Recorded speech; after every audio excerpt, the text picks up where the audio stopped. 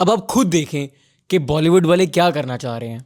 Back to back इतनी खतरनाक films कि आप कहते हैं यार ओ माय गॉड, बॉलीवुड वापस आ चुका है। ये बॉलीवुड कहीं गया ही नहीं था, इधर ही था, बस अच्छी फिल्म्स का इंतजार था। तो आज की फिल्म भी बहुत ज्यादा खतरनाक और बहुत ही ज्यादा मीनिंगफुल है, जटाधारा, जिसमें मेन लीड एक्ट करी है सोनाक्षी सिन्हा और सुधीर बाबू।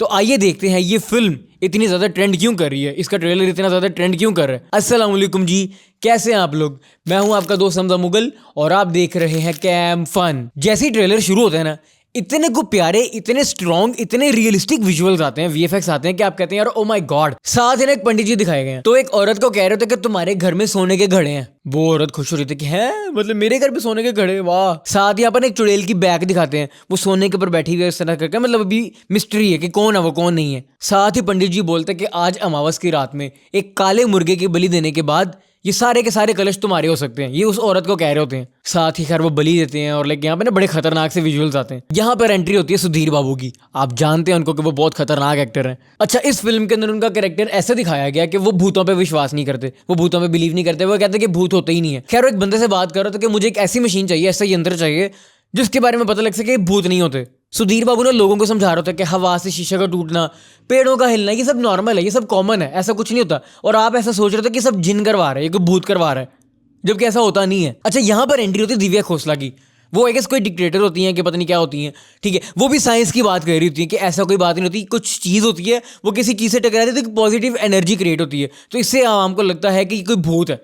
साथ ही ना वो जो आंटी होती है जिसके घर पे खड़े होते हैं, उसका ना एक सपना आता है। उसका बंदा कहता है कि तुम्हें वही खतरनाक सपना आया ना। खैर वो उठती है और बड़ा ना एक मिस्टीरियस सीन दिखाया हुआ है यहाँ पे। एक पंडित जी यहाँ पर कहते हैं यहाँ पे जो पिशाचनी है ना, उसका जो तंत्र है वो तुमने भंग की है, अब वो आएगी और स्ट्रांग होकर वापस आएगी। इस जगह पर सोनाक्षी एज ए भूतनी रिवील होती है और ये पिशाचनी ना आंटी को नजर आ रही थी जिसके घर पे खड़े होते हैं। वो कहती है पूरे शरीर पर सोना और भयानक हंसी, इस तरह करके ऐसा करके कुछ करती है, एकदम पीछे से सोनाक्षी आती है और इन दोनों का शॉट वो इतना ज्यादा स्ट्रांग है कि मतलब उसने हिला कर रख दिया सोशल मीडिया को। यहाँ पर सोनाक्षी के इतने ज्यादा स्ट्रांग विजुअल्स आते हैं कि ओ माय गॉड। अच्छा, यहाँ पे सुधीर बाबू का एक डायलॉग आता है कि साइंस के मुताबिक कोई भी इंसान किसी दूसरे इंसान का चेहरा क्रिएट नहीं कर सकता। ख्वाब में आपको वही लोग नजर आते हैं जिनको आपने पहले कभी देखा होता है, और मुझे ख्वाब में एक बच्चा नजर आता है जिसको कोई मारने वाला है। यहाँ पे ना उस बच्चे के विजुअल चल रहे होते हैं, एक आंटी उसको छुरी से काटने लगती होती है।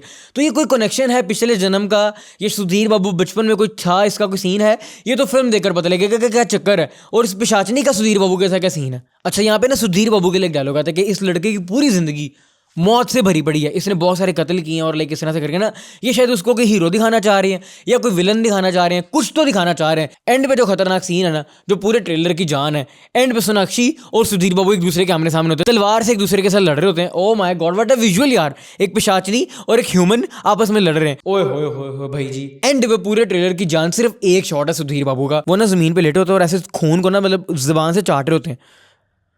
ओ गॉड वो बड़ा एक डिस्टर्बिंग शॉट है, मतलब मैंने देखा ना तो मेरे दिल को ऐसे मतलब एक अजीब सा कुछ हुआ। अब ये फिल्म जटाधारा 7 नवंबर 2025 को सिनेमाघरों में आ रही है। आपका क्या पर्सपेक्टिव है इस फिल्म को लेकर, इस ट्रेलर को लेकर, मुझे कमेंट्स में जरूर बताइएगा। Thank you.